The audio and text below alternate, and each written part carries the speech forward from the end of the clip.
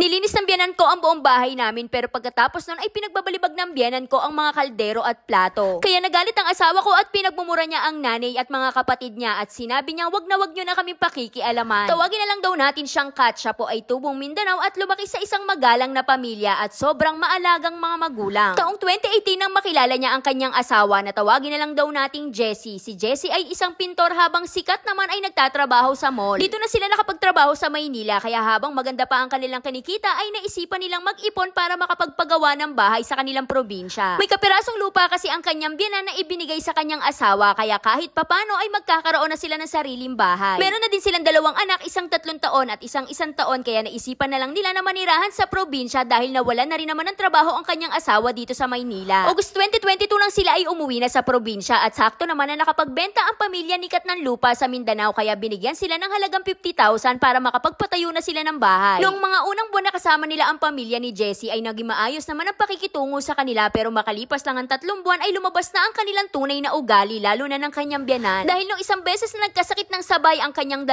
anak at wala ang kanyang asawa dahil sa pagtatrabaho ay si Kat lang ang naiwan mag-isa para mag-alaga sa 2 anak niya na may sakit. Buong araw siyang pagod at buong gabi silang puyat dahil tinulungan din naman siya ng kanyang asawa na bantayan ng 2 nilang anak pagkagaling sa trabaho dahil sobrang tataas ng kanilang lagnat. Kinaumagahan ay hindi na sila nakapaglinis ng bahay dahil pagkagising nila ay dumiretso na agad sila sa center para maipa-check up ang kanilang 2 anak. Iniwanan lang ni Kat na bukas ang kanilang pinto dahil magkakalapit lang naman sila ng bahay ng kanyang biyanan at kanyang mga hipag. Kaya nagulat na lang si Kat nang dahil sa pag-uwi nila ay nakita niyang nilinis ng kanyang biyanan ang buong bahay nila sabay pinagbabalibag ang mga kaldero at mga plato. At simula din ang araw na yon ay palagi na lang nakasimangot sa kanya ang kanyang biyanan at hindi na siya muling kinausap pa. Hindi sanay si Kat na ginaganon siya, hindi siya sanay na hindi siya kinakausap dahil kahit kailan ay hindi niya yun naranasan sa sarili niya mga magulang. Nakikisali na rin ang kanyang hipag na palagi na lang siyang tinititigan ng masama at sinisimangutan. Bigla-bigla na lang din siyang pinariringgan na wala daw siyang utang na loob kaya sinabihan niya ang kanyang asawa na babalik na lang siya ng Maynila at siya na lang ang magtatrabaho doon at si Jessie na lang ang mag-alaga sa mga anak nila dito sa probinsya. Kaya bigla na lang nagalit si Jessie sa mga magulang niya at pinagmumura niya ang nanay niya at pati mga kapatid niya at sinabihan na kapag may lilinisin dito sa bahay namin ay huwag niyo na kaming pakialaman. Dahil may sarili naman kaming bahay at hindi niyo kailangan linisin dahil pag maglilinis naman kayo ng kalat at napagod kayo ay nagagalit kayo sa amin. Kaya iyak na lang ng iyak ang nanay ni Jessie at ang kanyang ate pero lumipas lang ang ilang araw ay bumait na ulit sila kay Kat. Ang isa pang kinaiinisan ni Kat sa kanyang hipag na kahit meron naman silang sariling bahay ay parang hindi niya maramdaman ng kalayaan dahil konting galaw niya lang ay palagi silang pinakikialaman. Lalo na ng kanyang biyenan at hipag na madalas pa siyang pagsalita ng hindi maganda kapag merong mga taong nakakarinig parang nagpapasikat pa ang hipag niya. At nung isang beses na nakigamit ng kalan sa kanila ang kanyang hipag ay sinabihan niya pasikat na baka magreklamo daw siya at may marinig pa sa ibang tao at baka masaktan daw siya kapag nagkataon. Nanahimik na lang si Kat sa pagbabanta ng kanyang hipag dahil ayaw niya na ulit na magkaroon ng gulo. At binuli rin sila ng kanyang hipag at sinasabihan sila ng maitim pati daw ang kanyang 2